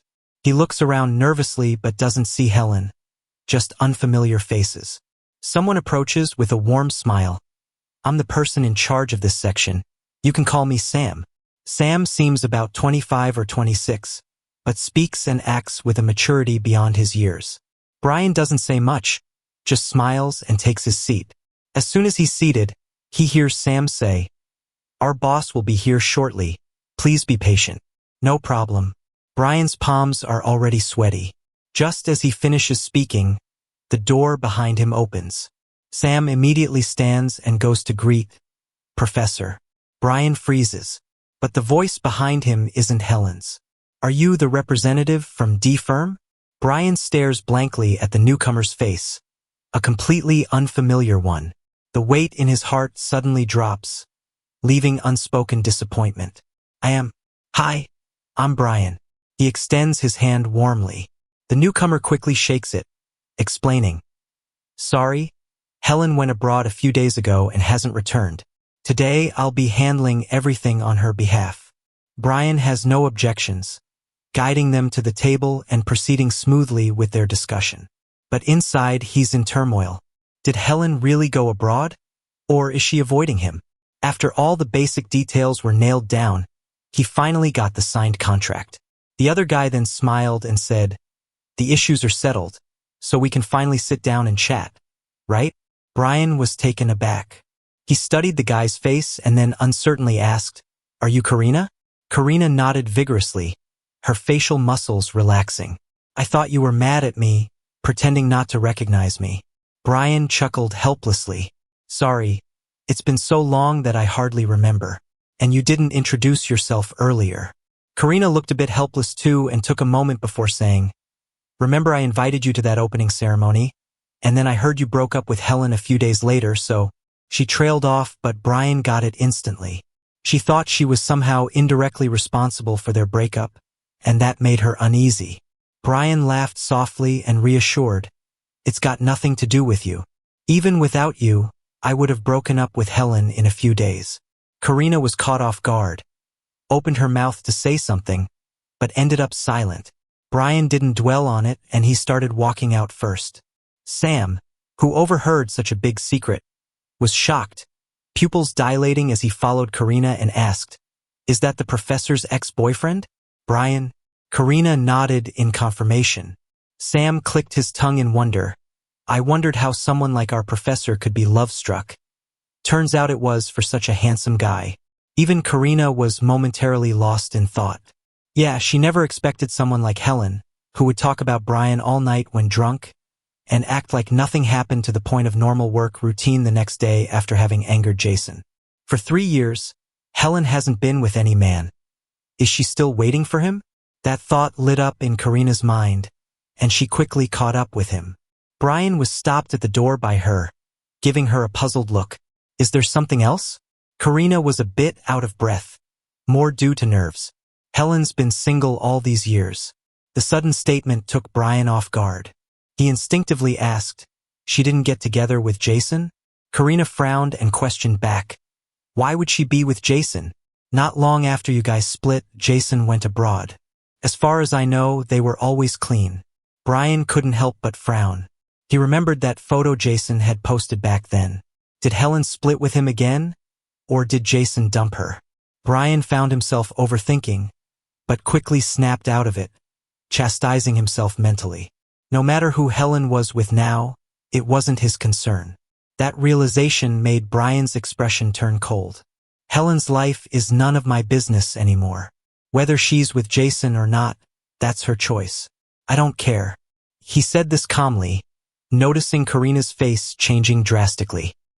He didn't give it much thought. A slight nod, he turned to leave, and then he came face to face with a cold woman. 3 years apart, and there was Helen. Brian's pupils constricted. Any words he wanted to say froze in his throat. 3 years apart, and seeing Helen now, it felt strangely familiar, like he never really forgot her. Acknowledging this, a bitter smile crept on Brian's face. Seems like he hadn't moved on. But either way, these weren't emotions to show now. "Long time no see," he said coolly, voice devoid of emotion, like greeting an acquaintance. "Friends, if even that." Helen's face showed no trace of having heard him, just a slight nod. Her focus passed him to Karina. It was a clear warning, telling Karina she overstepped. Karina choked back her thoughts and changed the topic. "Didn't you say you couldn't make it back?" Helen gave a small nod, calmly stating, "It took less time than expected, so I came by." Brian raised his eyebrows but said nothing more.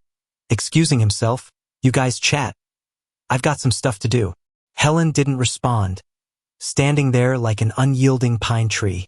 Brian skirted her to leave, overhearing Helen coldly tell Karina, "Next time, don't involve unrelated people in my business." He paused abruptly. "Unrelated?" Brian smirked bitterly, continuing on. Helen listened as his footsteps faded away. Her face grew dark, chilling the surrounding air. Karina saw through Helen's stubborn pride, sarcastically saying, "Keep being stubborn. When Brian finds someone new, you'll only have regret." Helen unknowingly clenched her fists. Her whole demeanor drooped, shadows cast over her features, muttering, "Didn't you hear him? He said he doesn't care, so I'm nothing to him." Karina was also at a loss for words. "Fine, have it your way." Frustrated, she walked off but stopped after a few steps. "When I first met you, you weren't like this. Otherwise, I wouldn't have joined your lab. But there's one thing I do understand. Our firm is the only one that can handle the D case domestically, but we're not involved. Since you went against the grain and chose the D firm, don't let personal feelings mix in.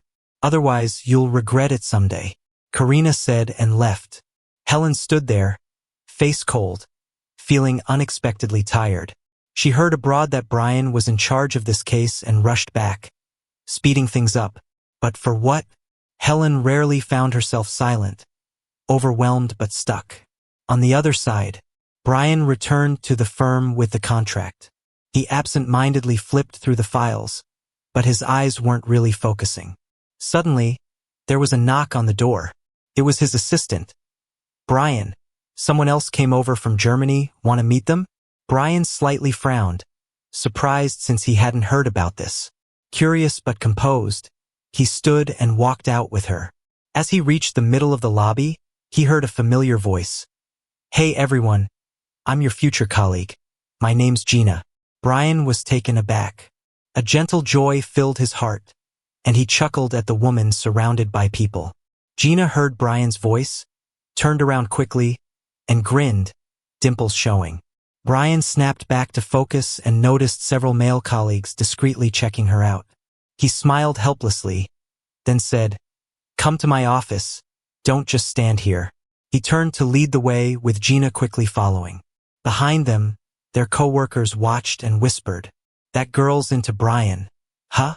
No doubt she followed him all the way from Germany. "Brian's got some serious charm, huh?" The assistant cleared his throat, hinting at them to stop. "All right, enough chatting. Let's get back to work." Everyone dispersed, but the assistant also glanced toward Brian's office. Curiosity piqued. Inside the office, Brian made Gina a cup of tea and casually said, "Have some tea, it's pretty good." Gina nodded, sipping, and sincerely said, "Not bad. Only here can you find stuff this good." Brian chuckled, feeling relaxed. He then asked, "Why'd you transfer here? Didn't you just get a promotion in Germany?" Gina set her cup down, fingers tracing the rim. "Didn't you say I could come here? Were you joking?" Brian was taken aback, recalling he had casually mentioned it before he left, never expecting Gina to take him seriously. What a misunderstanding. Brian sighed, asking, "What about your parents? They're okay with you coming back? Didn't you say they were old and didn't want more changes?" Gina nodded, calm eyes meeting his. "They didn't mind, just asked I visit home and send some photos." Brian relaxed a bit at that.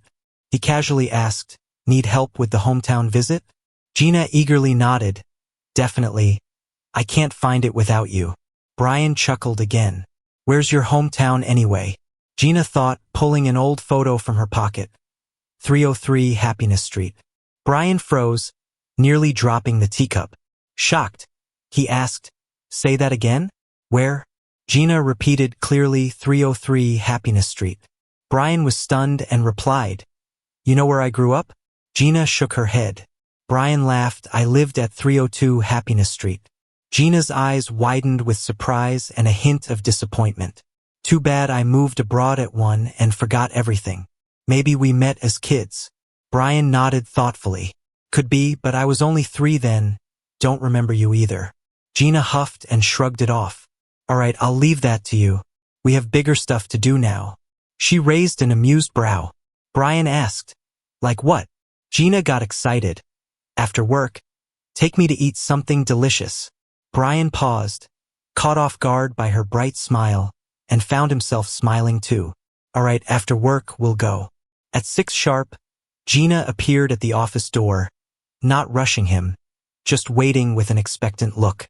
Brian couldn't bear to keep working late. Logging off, he left on time. "Let's go get some roast duck." Eager to show off the local cuisine, Brian took her to a famous restaurant. He was going to book a private room, but Gina insisted on sitting in the main area. Brian didn't mind, though he was used to private rooms with Helen to avoid the noise. But he loved the buzz and company, matching Gina's vibe. After ordering, Gina seemed unsatisfied. Too bad it's just us. I'd order everything on the menu. Brian watched her with a grin and promised, no worries. I'll bring you back. Gina's eyes sparkled. Really?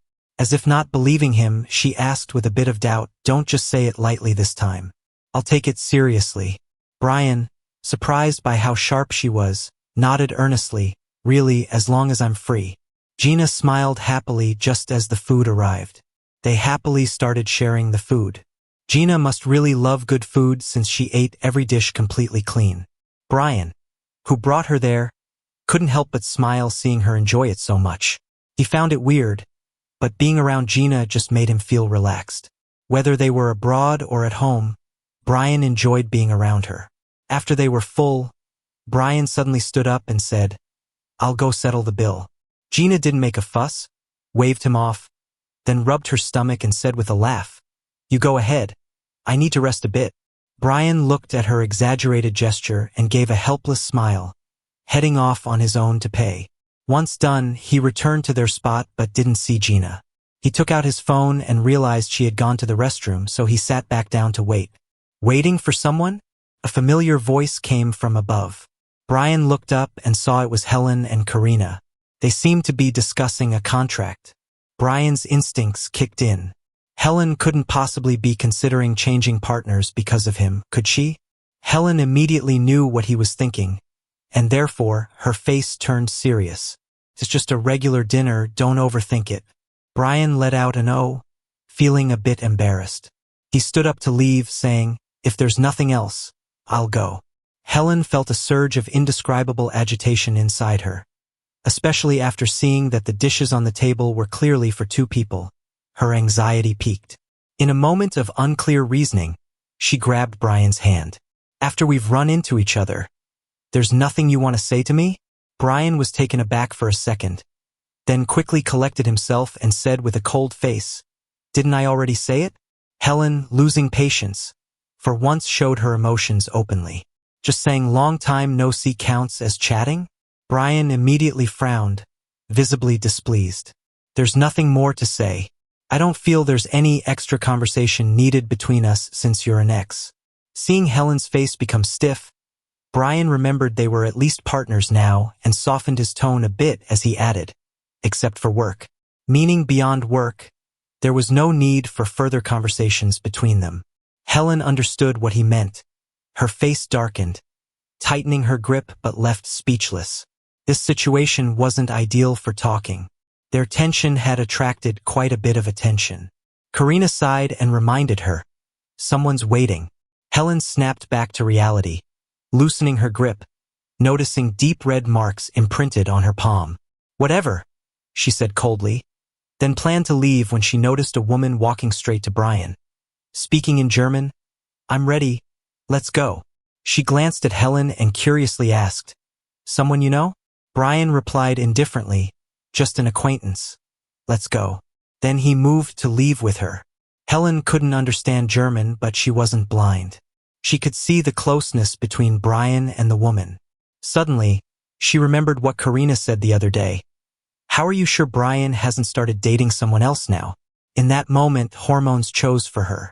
Helen firmly grabbed Brian's hand and asked, who is she? Brian was taken aback while Gina frowned and forcefully removed Helen's hand. If you have something to say it without getting physical. Helen was surprised. Brian was really annoyed, whispered to Gina, let me handle this, and looked coldly at Helen. What's your problem? Helen wanted to ask herself the same question, but her mind was a mess, preventing her from vocalizing any questions. Karina, after watching this unfold for a while, chipped in, is she your girlfriend from abroad? She had said it offhandedly before, but it turned out to be true. Brian instinctively wanted to deny it but didn't, facing Helen's intense gaze. For some reason, he lied, yes. Gina paused, looking at him with a complicated expression, staying quiet. But Helen, upon hearing the yes, seemed shattered. Her eyes filled with disbelief, bloodshot with a choked voice. You have a girlfriend? Brian was puzzled by her questioning tone, let out a sarcastic laugh, and asked back, Helen, don't tell me you think I have a duty to be celibate for you after our breakup? Helen was hit hard by his words, like being knocked out cold. She opened her mouth but only tasted bitterness. You? Enough. Brian shot her an annoyed glance. It's been 3 years. You can date Jason and I can't? With that, he took Gina's hand and turned, leaving right in front of her. Helen stood there for a while. Her heart felt punctured, in painful anguish. Her face becoming increasingly pale, about to faint. Karina, noticing, patted her shoulder sympathetically. It's over. Maybe you should both move on. Then she headed back inside first. She didn't say much. Knowing Helen's character, she would soon come to terms with it. Sure enough, Helen quickly suppressed her emotions. Only her eyes stayed bloodshot red. But she stubbornly looked in the direction Brian had left, an unspeakable stubbornness arising. Meanwhile, Brian held Gina's hand out of the restaurant, his mind in chaos, so he didn't realize he was still holding her hand until they reached the underground parking lot and then let go. Gina's heart skipped a beat when he released his hold. Neither spoke for a moment in the car. Brian hesitated on how to start the conversation, and Gina didn't want to disrupt the peaceful atmosphere. Suddenly, Brian pressed his lips together, looked earnestly at Gina. Sorry for using you earlier. Gina pretended not to understand. Brian was caught off guard. Hearing her feign ignorance, he wasn't sure what he felt. He just sighed. If you didn't catch it, then let's leave it here for now. He awkwardly avoided the topic. Arriving at her dorm, he felt slightly amused. Back in Germany, you brought me to the dorms. Now we're home, and I'm bringing you. Quite the coincidence. Gina chuckled, continuing his thought. Yeah, fate. Want to come up for some wine? Brian shook his head. I'm driving. How would I get home after drinking? Gina almost invited him to stay over but remembered her tiny single room and bed. Stopped herself. All right, I'm heading up then. See you tomorrow, she said to Brian. He nodded but noticed she hadn't left, turned and met her bright eyes. Suddenly, his heart felt nudged, surrendered with a little smile, saying, see you tomorrow. Satisfied, Gina finally stepped out, quickly heading upstairs. Brian felt he had just given a girlfriend a ride home, laughed softly, and drove away. Once Gina shut the door behind her, her expression turned sober, as the feeling from Brian's presence vanished completely. She fetched a bottle of red wine from the fridge, poured herself a glass, and staggered to the window. Gina had just sipped some wine when her phone rang. She picked up with a cool tone. Hello? If Brian were here, he'd recognize the voice as his former boss in Germany. Gina, are you settling in? Your sudden decision puzzled me. How should I explain to your mom that you're chasing a guy? Have you lost it? Gina chuckled dryly, playing coy. Say whatever you like, just as long as you're not afraid she'll storm over and ask what's going on between Brian and me. There's a silence on the other end, seemingly stunned by Gina's audacity. After a long pause, I hazily asked, so, did you catch her? Gina remembered the woman who had suddenly appeared today. Her gaze turned sharp. Still chasing. Oh right. Can you look someone up for me? Her name's Helen. I need every bit of information on her. Don't leave anything out. Brian finally made it home. After taking a shower, all he wanted was to hit the bed and fall asleep. But Helen's calls came in, one after another, like a nagging alarm. Frowning, Brian hung up on each one. Seeing she was persistent, he irritably blocked her number. Finally, the world went quiet. But then, just 5 minutes later, his phone rang again. Annoyed, Brian was about to answer and give them a piece of his mind when he saw it was his boss calling. He stopped himself just in time and instead said calmly, "What's up? Calling me at this hour? Did something go wrong with a contract?" To his surprise, his boss said, "Helen is our client. Why did you block her?" Brian froze. An unspoken frustration spread inside him. Well, after 3 years, Helen learned to pull rank. Naturally, Brian couldn't tell his boss about his past with Helen, so he just gritted his teeth and replied, "Okay, got it. I'll unblock her right now." Satisfied, the boss hung up. As if she got the memo, Helen's call came through again. No matter how unwilling he was, Brian had no choice but to pick up. "Helen, what is it you want? Can you just get to the point?" Helen's tone was casual, without a hint of threat, yet her words left no room for refusal. "Break up with your girlfriend." Brian heard this and was simply amused. "Helen, you've been bugging me just to say that?" "Yes," Helen answered without hesitation. With a cold laugh, Brian responded, "Let me tell you, it's not happening. I wasn't planning to rile you up with Gina, but hearing your demand, it's like you're dragging my sanity across the floor. I've been together with my girlfriend for 3 years. Things are stable. Maybe we'll get married someday. Can you stop meddling in my business?" Helen's breathing became heavy, as if she was forcefully suppressing something. "When you left saying I was with Jason, what did that even mean?"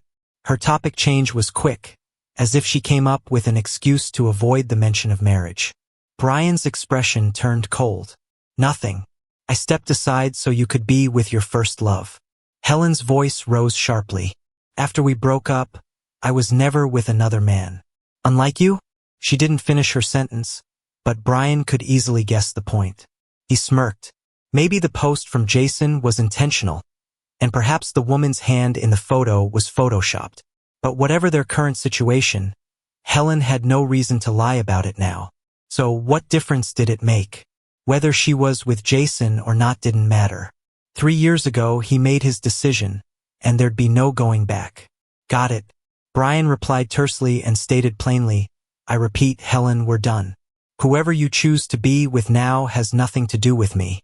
Let's not contact each other outside of work. That's it, I'm hanging up." He hung up swiftly. With those words out, the weight in his chest seemed to lighten a bit. But then, the phone buzzed with a new message from Helen. Brian figured Helen, annoyed with him, had sent a harsh word or two. Yet when he unlocked it, he saw a message that was quietly pleading. "You're just dating, not married anyway." Brian was utterly floored. He read the message several times, not believing Helen had sent it. Her point was obvious. She wanted to get back together. Even a fool could see what she meant, but seeing that just made it creepier. Back when he was with her, he'd never felt her so eager. Breaking up and asking to get back together? That wasn't something she'd do. Brian's expression shifted again and again. Ultimately, he chose to reply with nothing, and quietly blocked her number again. She might have lost her mind in a moment of heat, but he hadn't.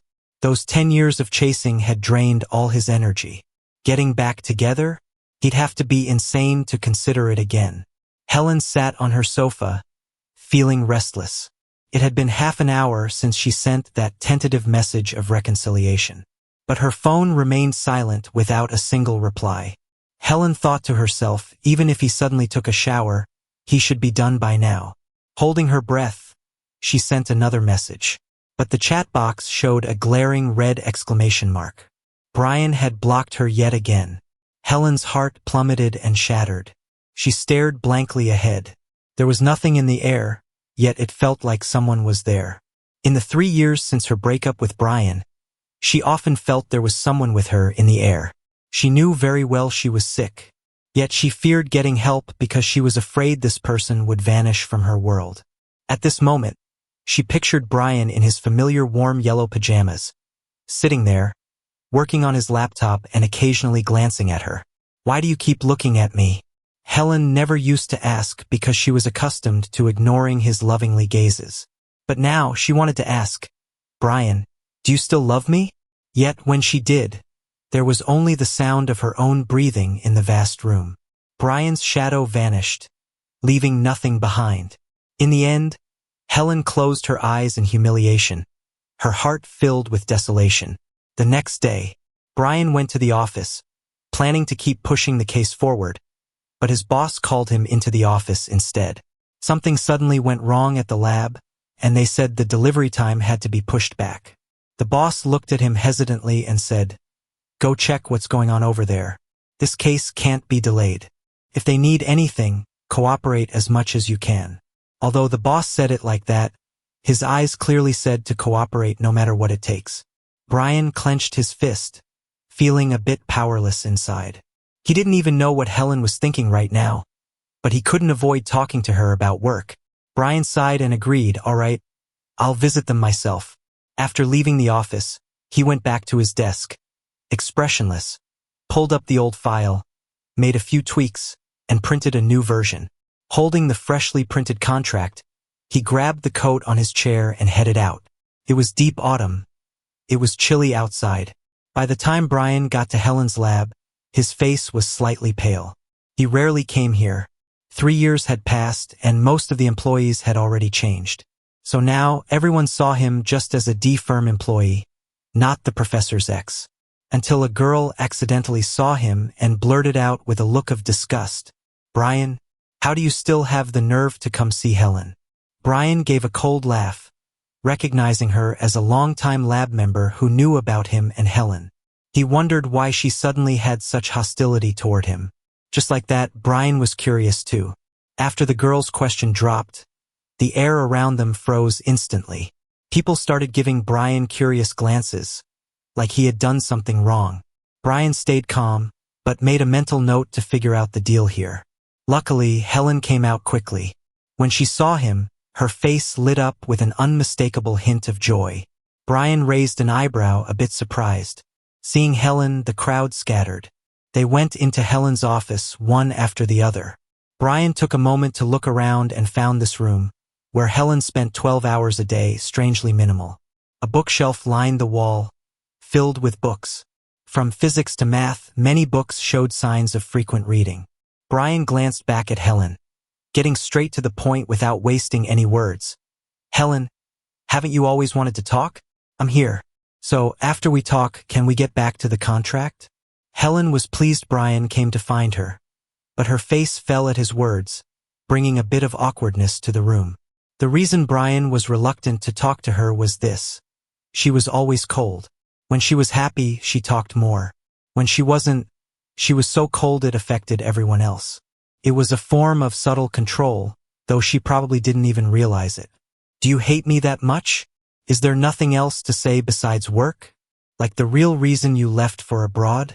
Helen hinted, pain flickering in her eyes. Brian frowned, knowing if he didn't clear this up, it would never end. "Fine, I'll tell you." He adjusted his coat, speaking frankly, "When I broke up with you, it was because Jason had returned." Helen's eyes widened in disbelief. "But I heard it was because you wanted a promotion." Brian let out a sharp, bitter laugh, his eyes so cold they could sting. "So, you believed that?" One line, and Helen was at a loss for words. She had believed it. With Jason's history, she assumed she was being abandoned by another boyfriend. Brian took a deep breath, his expression growing colder. "Helen, remember, I promised I'd always be there for you, didn't I?" Helen went stiff, eventually nodding awkwardly after a long pause. Only then did Brian continue, "I promised, and wouldn't leave you for a promotion. I don't know where you heard such nonsense, and I honestly don't care. What matters is you believed it. That's the result." He suddenly remembered an odd message from his old boss. "Helen will come to Germany to find you." Seeing that message at the time, he believed it too. He even imagined if Helen followed him to Germany, how long he'd hold out against her pursuit. But she never came. Turned out, she believed someone else's lies, thinking he betrayed her. Brian nearly laughed out loud, his eyes nearly tearing up. Finally, Helen realized that Jason had tricked her. Her hands balled into tight fists, but her heart kept sinking. Brian hadn't betrayed her. He really was heartbroken by her, so he went abroad. So, did she still have a chance to start over with him? Nervously anxious, she faced the truth that came 3 years too late. It suffocated her, like a giant weight pinning her heart, impossible to escape or endure. With a cold look on his face, Brian handed over the file. "If you think the original contract benefits you too little, I have a new one here. We can go down a point more, no further." His tone was strictly business, devoid of any other emotion. Helen's heart was torn apart, filled with regret. "If I had come to Germany back then, would you have forgiven me?" Brian's hand tightened around the file, but his face remained blank. "No. The moment you kept pushing me away because of Jason, the future was gone. The unwavering rejection left Helen pale as a sheet. Suddenly, she looked weak. The usual carefree person now seemed broken. She blankly stared at the contract. She signed it with a shaking hand and handed it back to him. Brian took it, flipping to the last page of the contract. The words there aren't Helen's name. They say, "Forgive me." Brian closed his eyes, taking a deep breath. Then he opened them, his gaze icy cold. "What do you mean by that? If you're not willing, don't sign. Save me the waste of a few pieces of A4 paper." The sarcasm fell on Helen's ears, but it seemed to lose its sting. She was silent for a bit and then just said, "Let's proceed as per the original contract. I don't need you giving in." Brian fell silent too. After a while, he asked, "Will you guys stick to the agreement?" Helen nodded, looking pretty defeated. Brian couldn't stand how she looked, as if her disappointment was all his fault. She was the one who got tangled up with Jason first, but everyone seemed to think he was the one who dumped her. Inside, Brian felt irritated. He grabbed the discarded documents and headed right out. At the door, he paused. Looking back at her, he said, "I hope next time I run into your colleagues, they don't look at me as if I'm some heartless jerk. If it's all a misunderstanding, do me a favor and clear it up soon. My reputation matters too." With that, he turned and left without a second thought. Helen took a few deep breaths, then composed herself and pressed the intercom. Full staff meeting in half an hour. Not a single person should be missing. After leaving the lab, Brian texted his boss saying, "It's resolved." He closed his phone and didn't think about work anymore. At that moment, he felt a bit bitter. He thought that by going to Helen's office and clearing everything up, he wouldn't feel so bad. But he didn't expect that throughout these 3 years, all Helen felt was resentment towards him. Their misunderstanding was there from the start, but neither of them tried to clear it up. He loved Helen but didn't know how to open her heart. He believed if he could just be a little more humble, hang on a little longer, he could win her over. Yet, he never considered if she actually needed his kind of devotion. Maybe from the beginning, she was just having fun with him. And now, perhaps she's just used to him and ended up choosing him for that reason alone. Not out of love, but habit. Brian's expression turned indifferent, but his phone suddenly started vibrating fiercely in his hand. A single word flashed on the screen, "Gina." Brian's heart raced again. He didn't know how to handle this call. Hesitating, he picked up. "What's up?" Gina didn't know what he'd been through just now. She chuckled and said, "What's up? It's after work, so I'm obviously asking if you want to hang out." "Oh, that's what it was." Brian sighed. Today had been overwhelming, and all he wanted was to have a drink and blow off some steam. Without overthinking, he replied, "Nah, let's do it another time." Gina paused for a moment but agreed cheerfully without probing further. Brian simply acknowledged her and hung up. He quickly messaged Richard an address. Nightfall Bar. Be there.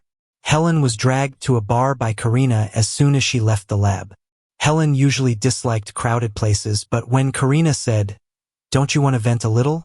convinced her. Once inside the bar, she already started feeling a bit of regret. People on the dance floor were wildly shaking their heads, lost in the music. Helen picked up a drink and began downing them, not to vent but to get drunk. But before she could get drunk, she heard her name. Freezing for a moment, she turned her head and saw Brian. He was in a stylish jacket, laughing with Richard, mockingly talking about her. No doubt they were cursing her.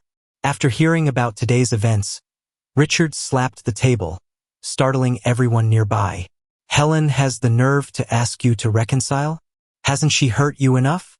You've wasted 10 years on her. How many decades does a person have, huh? What gives Helen the right to treat you like this?" Richard gritted his teeth. She should know what it's like to have unfulfilled desires. That's karma. Brian chuckled softly. Helen's well known in the physics world with a big lab. What you said she can't have, she probably won't experience in her lifetime. Helen quietly listened, then tilted her head back, swallowing another drink. It was bitter as hell. Brian didn't care what was on the table, drinking one after another. These drinks were sweet, hardly seemed strong. But he forgot a lot of those sweet-tasting drinks were custom-made and pretty strong. So, It didn't take long before Brian got wasted. He mumbled, "Actually, it's not Helen's fault." Helen suddenly froze. Unconsciously, she tightened her grip on her glass, inching closer to where he was. Brian, unaware she was right behind him, spoke honestly. From her perspective, I probably look no different from some jerk who suddenly abandoned her. If I came home one day to find the place emptied and my girlfriend dumping me via a breakup text, I'd be upset too, even if I didn't love her. Helen mentally tried to make excuses for herself. "No, I really love you." But no one heard her. Brian downed another drink, slightly out of it. "But tell me, what's going on in Helen's head? Why couldn't she see me when I loved her? And now that I don't love her, she's suddenly chasing me. Does she have some peculiar tastes?" Helen nearly choked on her drink, almost suffocating in the bar. She hadn't thought her inconsistency would lead Brian to assume something so far off. Her face flushed red, then turned dark, in a whirlwind of emotions. Richard laughed for a bit, slung an arm over his shoulder, giving him a knowing look. "Why are you still curious about her? Can't let her go?" Helen held her breath, her eyes instinctively glued to Brian's face. "What the hell are you saying? The one person I can't ever reconcile with in this world is her." Helen. Though Brian was drunk, when it came to harsh words they just kept flowing. "She deserves to be alone forever, spending her life with lab equipment." Helen looked deeply at Brian, then lowered her head to hide the endless sorrow in her eyes. She absent-mindedly swirled her wine glass, her striking appearance catching the attention of several men around her, until a man, confident in his looks, walked over to her first. "Can I get your WeChat?" The man adjusted his tie, perfectly positioning his face in the bar's light. Without even raising her head, Helen said no. The man's expression changed, and he was about to say something. Karina quickly chimed in, "It's fine. Even if she doesn't add you, I will." Same thing. With an awkward smile, the guy exchanged contacts with Karina and quickly made his escape.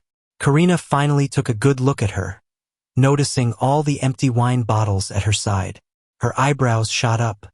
"Helen, I wasn't paying attention for a second. And you've managed to drink this much? Are you even planning to go to work tomorrow?" Her voice was so loud that several nearby tables glanced over. Brian and Richard were no exception. Helen froze, feeling Brian's gaze on her like fire, almost burning. Taking a deep breath, she gathered her courage to look in Brian's direction once more, only to find he was gone.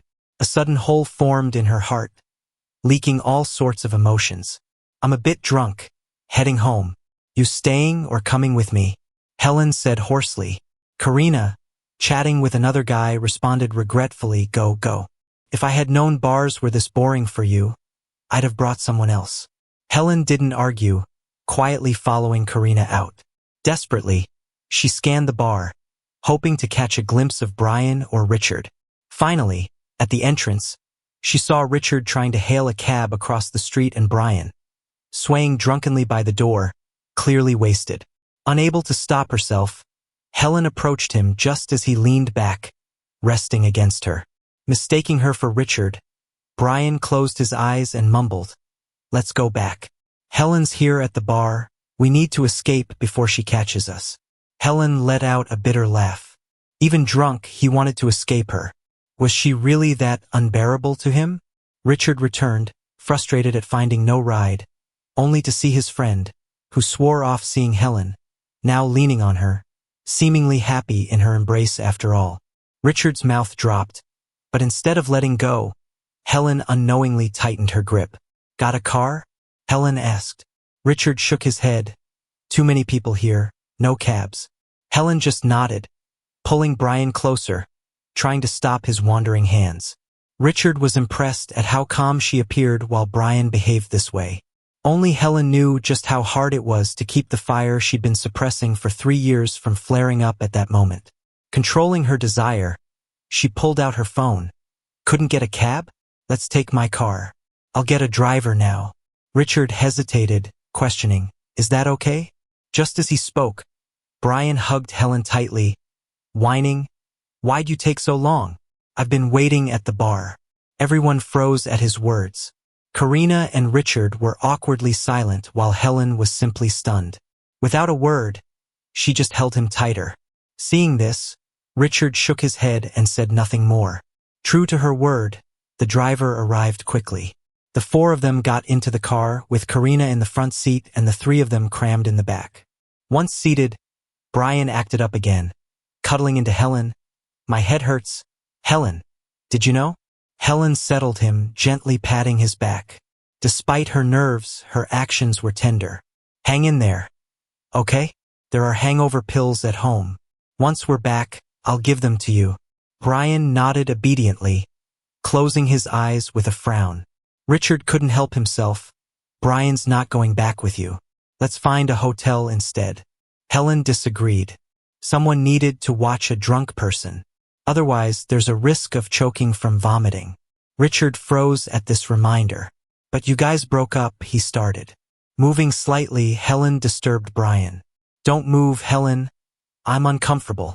Richard cursed inwardly but knew there was no choice. Brian, when drunk, seemed to only have thoughts of Helen. Still denying his feelings, they were a perfect match, two stubborn people together. Richard sighed, relenting. "Fine, drop me at my place first. I'm lightheaded." Helen agreed. The driver dropped Karina and Richard off before taking them home. With Brian hanging on to her, Helen slowly made her way to their shared home. 3 years without him hadn't changed anything. Not a single piece of furniture was replaced. Even the sticky notes lost their stickiness and had to be glued back. As the door opened, she leaned down, planting a soft kiss on his cheek, whispering, "Brian, we're home."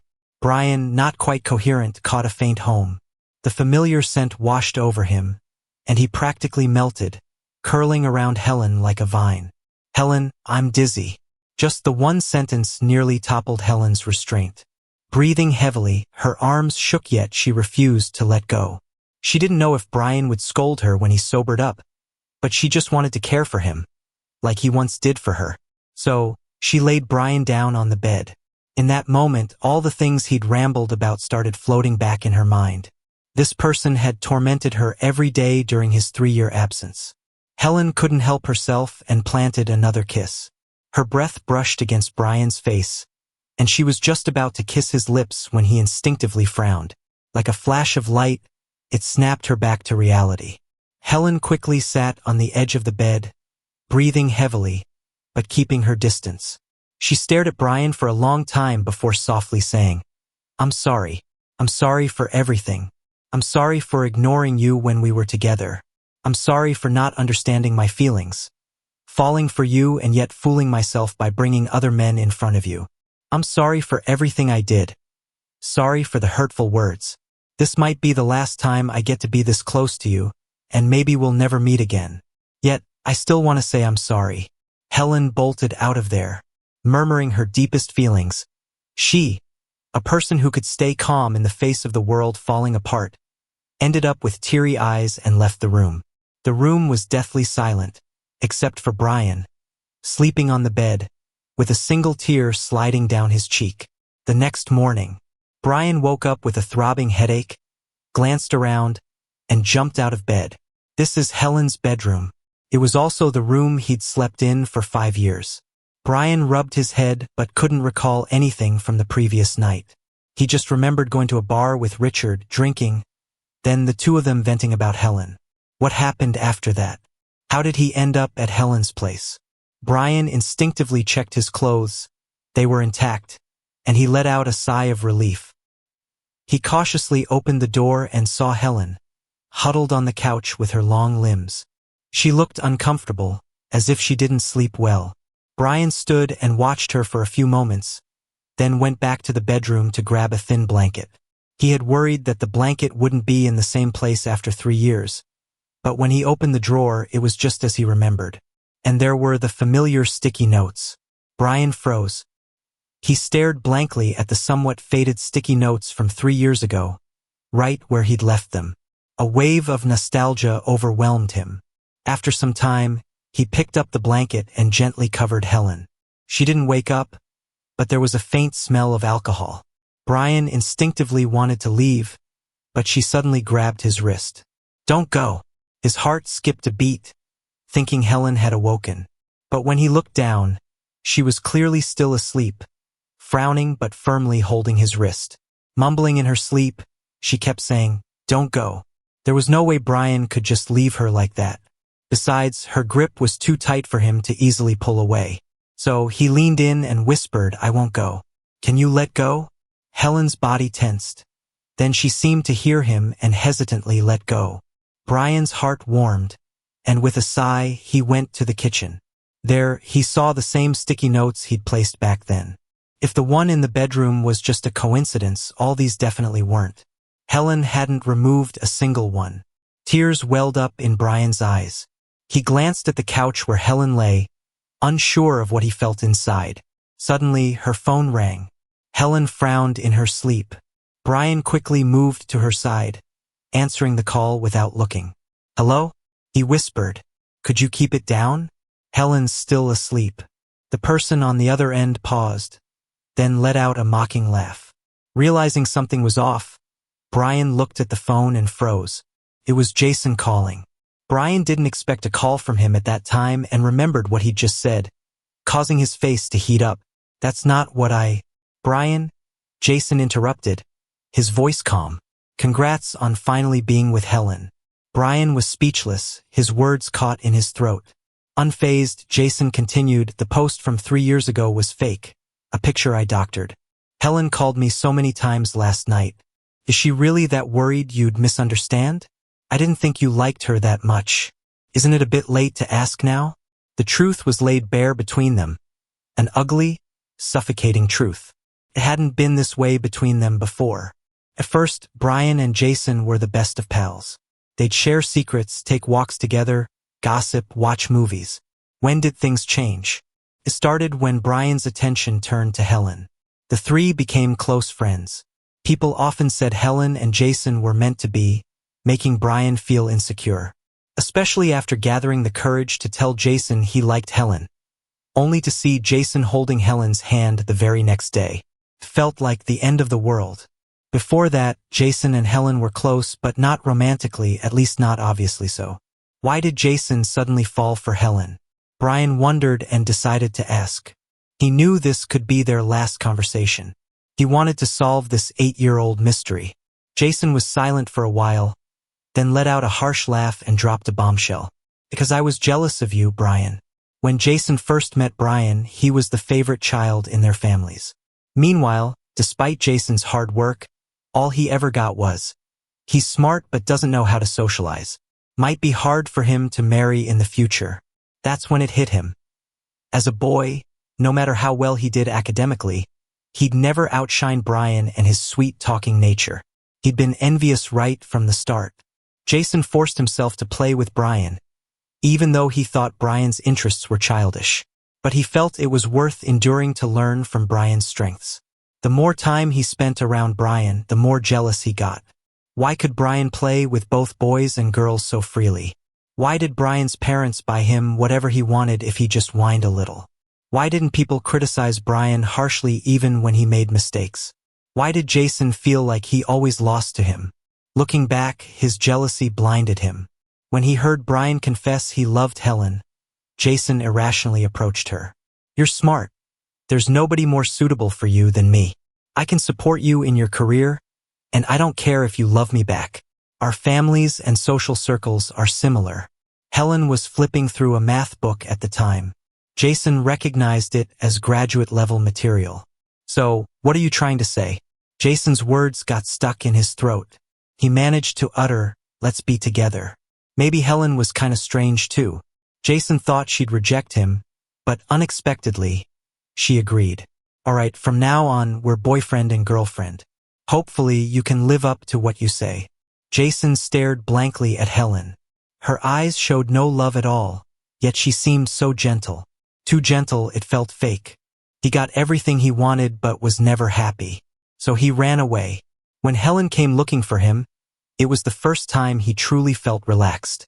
"Didn't you say you'd marry me after graduation?" Jason looked at the woman in front of him, unsure in his heart. Did he love Helen? Probably, since she perfectly fit his criteria for an ideal partner. Didn't love her?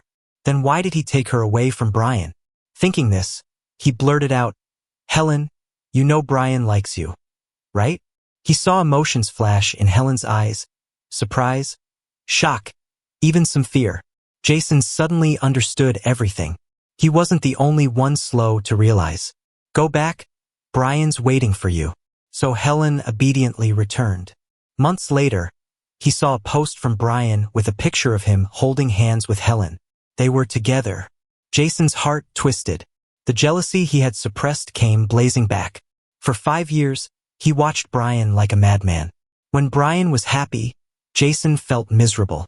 If Brian posted pictures of trips with Helen, Jason would go to the same places. He remembered everything Brian did for Helen. 5 years later, when he returned to the country and saw Brian again, he noticed a hint of pain in Brian's eyes when he was with Helen. He felt satisfaction from it. Though heartbroken, Jason deliberately said, "Brian, long time no see."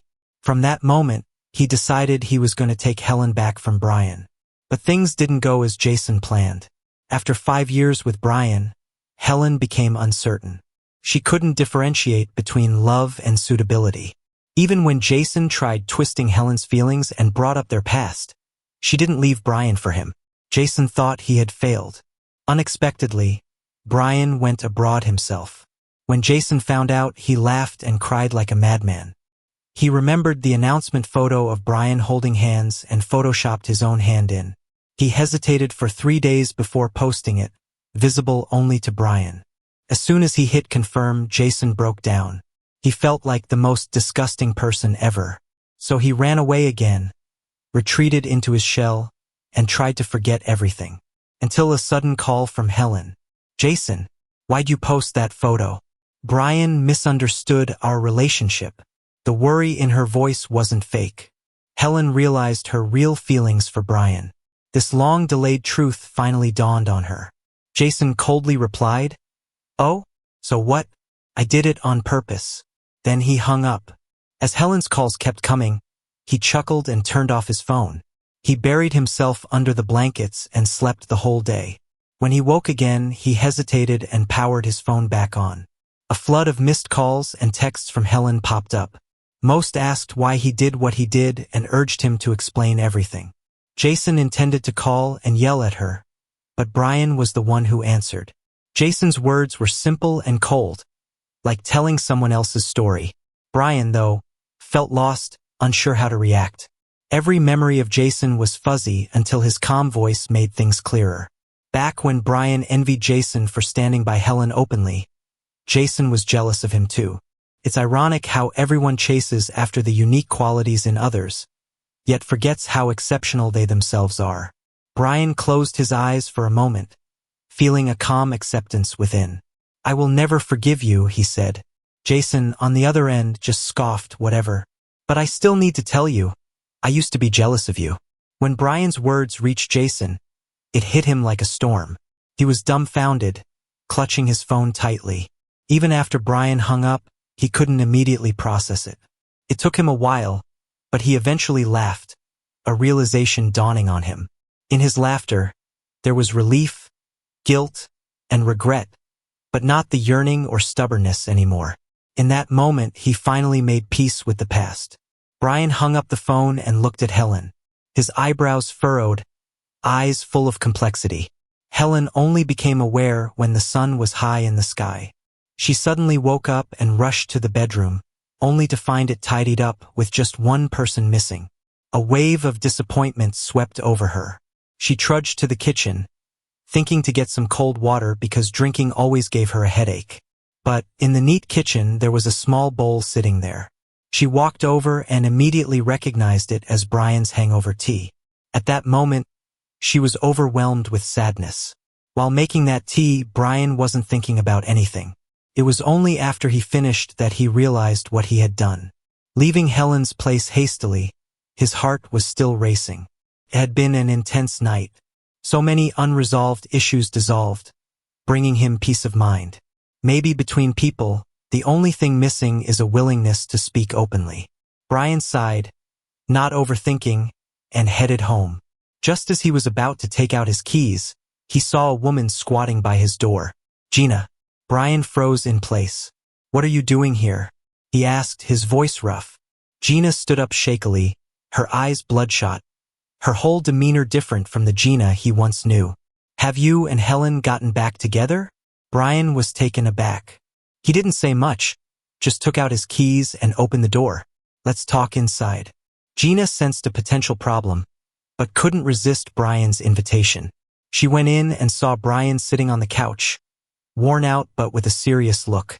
She felt the urge to back away. I suddenly don't want to know.